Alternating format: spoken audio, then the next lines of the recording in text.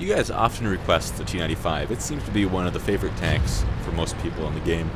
And honestly, I have nothing against it. It is a very good tank. I absolutely love it. Only problem is, it is extremely slow, and if it's left alone, especially with more than one tank, or a fast-moving tank such as a Scout, even a T50, or any kind of medium, then it's usually toast. Well, that's because anything can get behind it very easily, and it's not exactly the speediest thing, even when it comes to traversing and trying to intercept anything trying to get beside it or behind it. Now, luckily it does have some pretty good side armor. It says only 50 millimeters, but it is spaced armor. It does have some pretty hefty tracks too to absorb those shells. So you can sit at a nearly 45-degree angle sometimes and just absorb shot after shot after shot, especially from a distance, such as the town down there. I'm not sure if we'll have to use it this battle, but we might. And so there's kill number 1. But it's always something to keep in mind. Now we're just going to sit back here. Our team is spotting pretty good. We can see over in the distance not too badly. There's victim number 2. Not bad. There's nearly 1,000 damage. So both were basically just finishing blows. But we still got a fair amount of damage done to him. Enough to pay for the shell, I think. Now let's look at town. Can we see anything? Do we have a clear shot at anything on town? Oh look, a medium. Hasty Pershing. Dang it. Bounce that shell. Remember, armor-piercing shells, they lose penetration potential the farther you shoot them. And that was a pretty good distance. And there's the Pershing again. Too bad I wasn't reloaded. I don't know why he decided it would be a good idea to peek up back in that exact same spot after taking a hit in that same spot. If you're taking hits from someplace and you don't know where it's coming from, then really you shouldn't do it. I took that shot hoping the Pershing was sitting there. Turns out he wasn't. I should have saved it for a couple seconds later. His tracks are kind of glitching out over there too, as you can see. I think it's because he's sitting on a stone fence. Oh, there he is again. And there we go. Got a shot through him. Set him on fire. Nice. Let's watch at the top of the screen there, the damage indicator. How much damage can we do to him? There's 1,400. 1,419. Not too bad. Did 706 damage with the actual shell and 713 with the fire. Somebody doesn't have a fire extinguisher. Not bad though. That was a really lucky shot. Let's see if we can pick off anything else like that through the town. 706 damage wasn't a pretty low roll, but it more than made up for that in the fire. As you can see, average damage for this shell is 750. Oh, there's another victim, potentially. Let's see if we can get a shot in on him. There we go. Another finishing blow, only a little over 500 damage with a potential damage of sometimes over 800 damage with this thing. Oh, there's a T95 come down the center, and he's got a friend. Well, I don't see anything else near me that has a really good chance of taking out this T95. And I'm hoping the town is secured enough that I won't have to take too many hits in that direction. But I think it's going to be all up to us to take out this T95. Now, people say that it's pretty epic when you see two T95s shooting at each other. Sure, we'll go with that. I mean, it's more like watching two big tanks with long reloads bounce off each other repeatedly, and then every once in a while getting lucky and getting through the commander's hatch, or not missing a shell and getting it through the bottom of the tank, the lower plate there. But sure, exciting. Oh, he lost half his health, didn't he?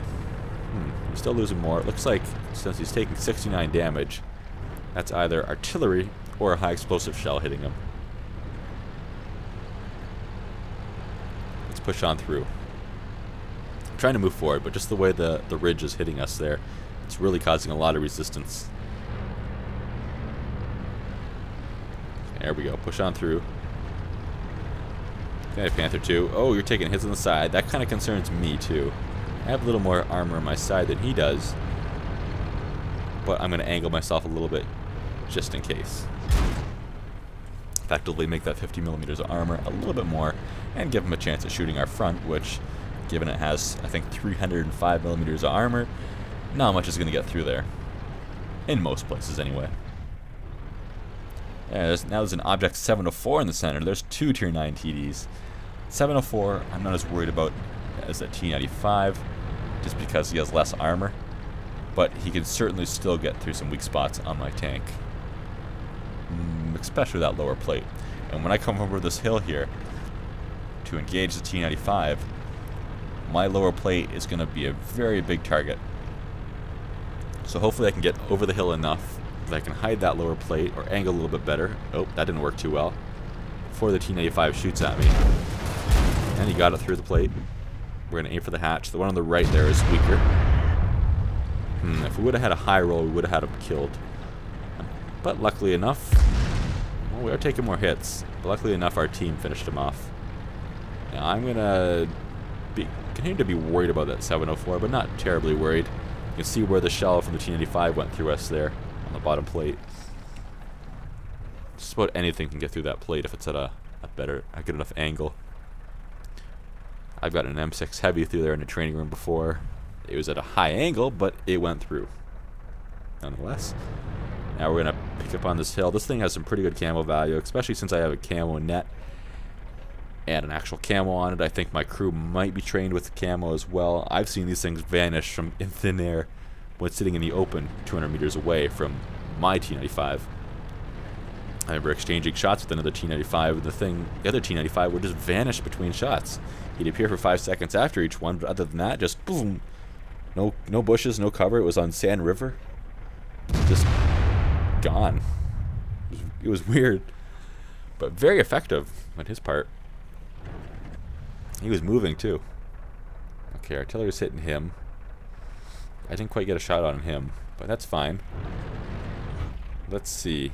Maybe we can make ourselves round up to 4,000 damage by the end of this game. And dang it, tracked him. That's it. It's not good. I wonder where that 704 is. And no, he's not going to make it easy for us to get another shot in on him. He's going to be behind all those buildings. He's got bigger problems anyway.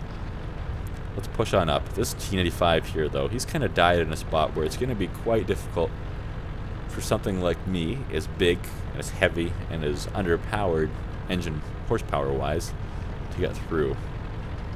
And to make matters worse, there's a VK not too far behind him. Oh, there's the object. We don't have a shot on him, though. Let's see if we can get through. This is going to take some work. If only there was some kind of slightly faster big TD that could give us some kind of push from behind to get past this guy. Oh wait, what's that on the minimap coming? A T28? Awesome. Okay, we're going to try to get our front past aside a little bit of this T95, and then we'll try to turn to the right, traverse, and push the T95 to the right. And I just started to be able to do that, but the T29 came up behind us, gave us a good push, and that was very effective. Thank you very much. Wow, T28. That's much appreciated. Hopefully you can get through there yourself. You're a little bit skinnier than me, so you should be able to. You can just see how much this thing weighs. It hit that VK with a little bit of momentum, and the light little VK just went whoop and scooched out of the way. And the T28 made it through there without a problem. He's a little bit faster than me, and he's stuck behind me on this skinny road. I could stop and let him pass, but I'm not going to do that. He wouldn't survive too long, I feel, against the 5100 or the GW Tiger. Maybe long enough, and he does have some pretty troll armor. He has bigger weak spots than me, but he does have some very tough spots too. I've certainly bounced a lot of shells off of T28s before. Now, what's the chances of getting to the 5100 before it dies? Apparently nothing. And the same goes for the GW Tiger P. Now, I imagine that Pershing or the T69 is going to get to him first. But, oh well, worth a try. No point in us sitting back at our base. There's no threat to it. There he goes, taking damage. And he'll be dead in just a moment. There he goes, a little more damage from the T69. And he's toast. Not too bad. 3 kills for us. Over 3,600 damage. Not too shabby. Hope you guys enjoyed the battle. T95, awesome as usual. I'll see you for the next one. Bye-bye.